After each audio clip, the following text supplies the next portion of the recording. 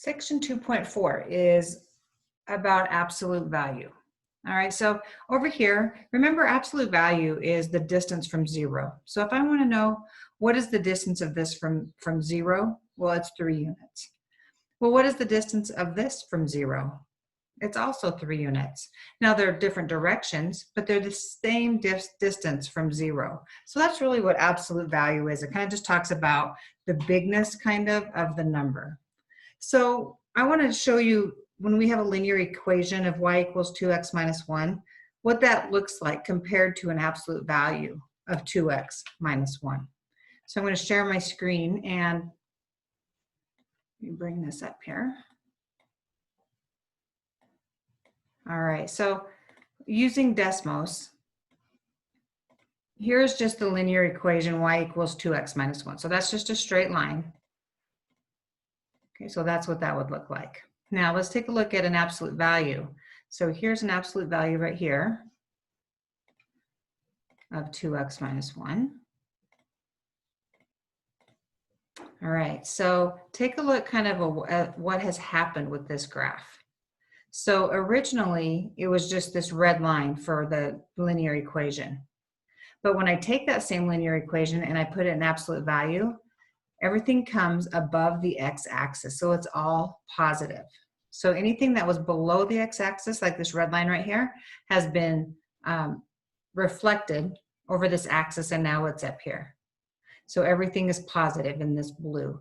Now that doesn't mean you can't take this absolute value and shift it, and it might be over here in quadrant 4, quadrant 3. You can shift it and move it and transform it, but the normal absolute value equation is going to fall before you shift above the x-axis.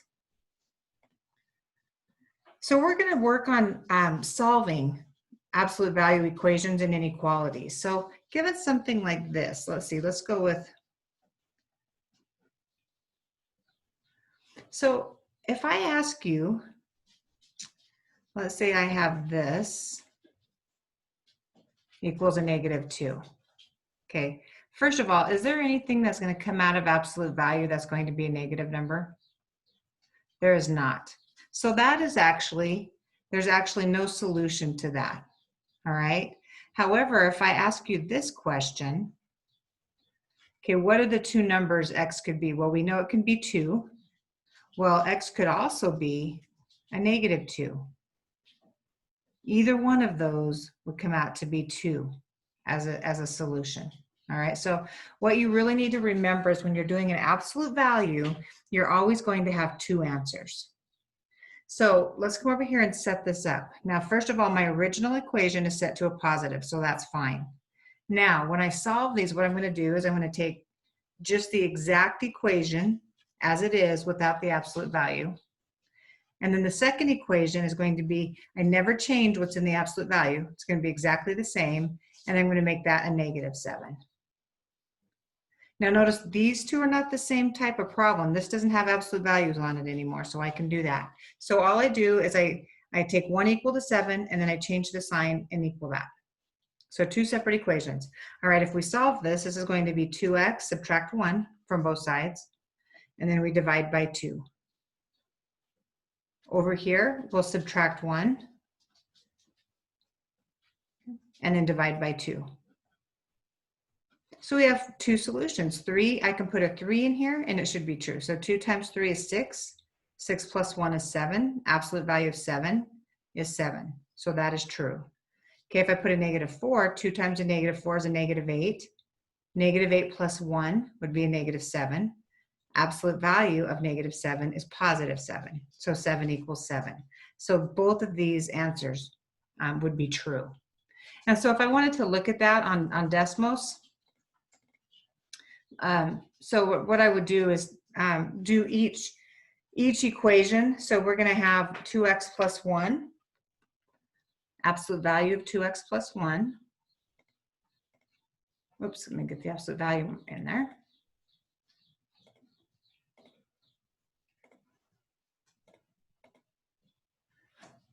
And then the right side of the equation, we're going to have y equals 7.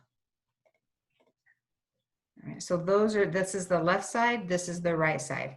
Now look at these two solutions. Now we're looking at, we want to find the x value on that, right? So if we look here, we see the x value is 3 when y is 7.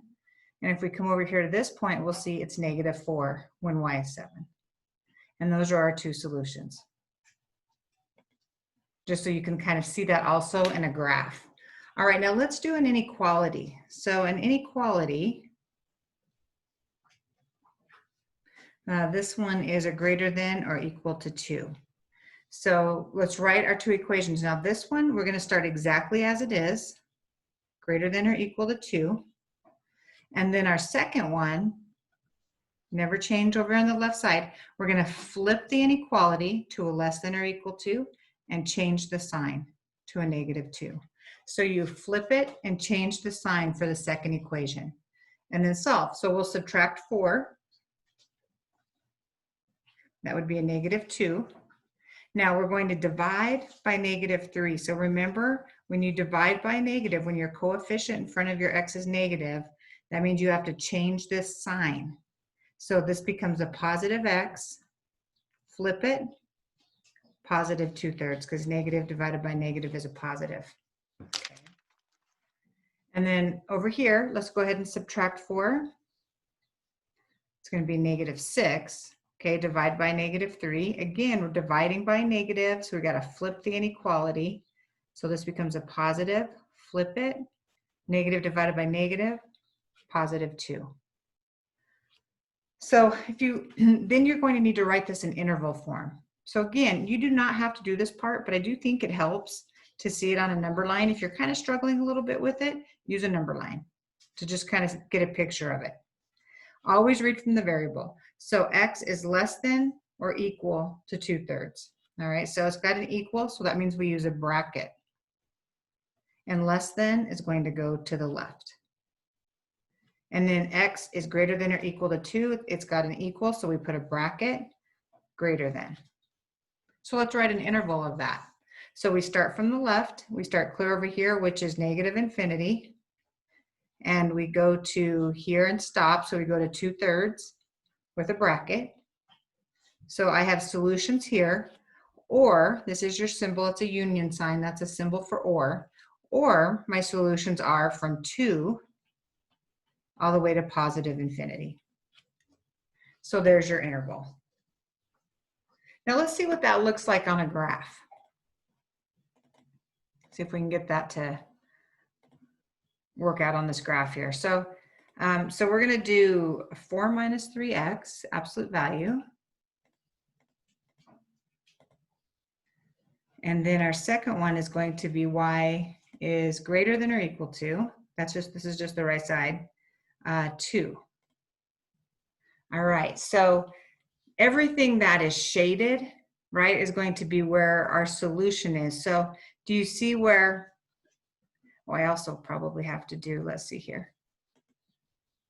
Y is less than. Okay, yeah, so that one is okay. All right, so here we're gonna look at these 2 points. Well, here's our point right here. Would you agree?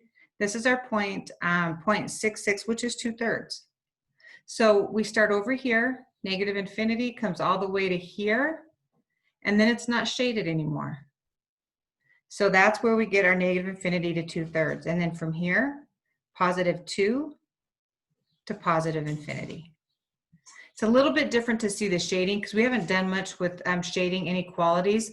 We didn't work a lot with that in the last class just because of our time. So really, I'm not expecting you to do a graph or anything with this, but I do think that you would be able to write it in interval notation.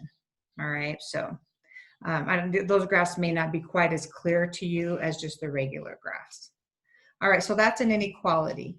So we talked a little bit already about special cases. Let's look at this one. So let me just to talk about it one more time. If we have this, okay, what kind of solution do you think that's going to be? Well, an absolute value cannot be equal to a -1. Therefore, that's a no solution. So think about, what does it look like, a no solution look like on a graph? Can you kind of think what that looks like? So let's do absolute value of x minus 2. This is the left side. All right, and then the right side was equals -1. So y equals a -1. And so what do you see here on this graph? Well, they never cross. So if they never cross, almost like parallel lines, right? These never cross. So therefore, there is no solution. The solutions are where the lines cross. So that's why that does not work. So what about this one? Let's change this a little bit to, let's see, y is,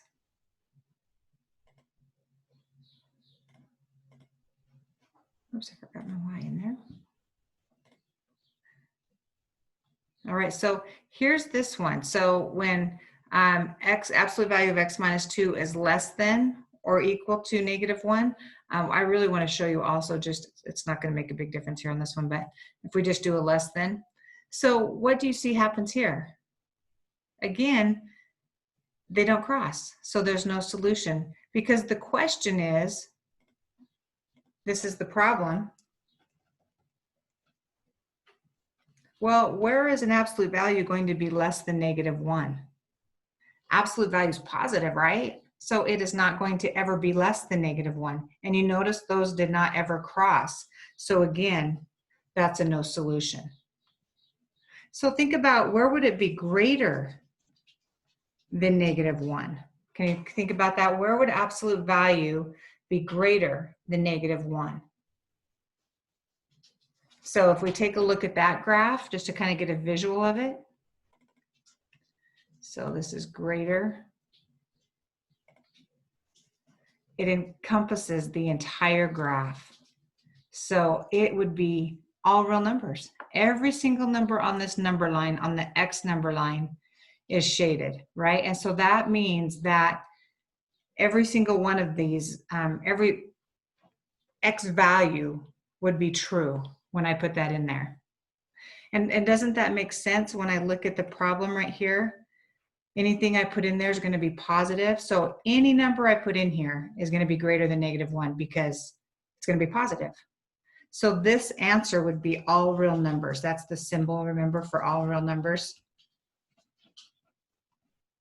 So any number that in the real number system that I put in there will always come out of here to be positive. So it will always be greater than -1. So sometimes it's just about common sense, thinking about it.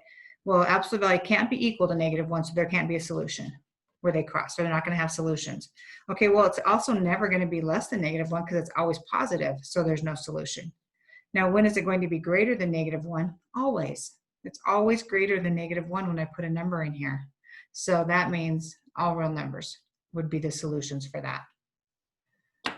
All right, that is all we have for the absolute value in section 2.4. So keep in mind, when you're solving equations or inequalities, you're always going to have two solutions when you're working with absolute value. So don't forget that. All right, have a good one.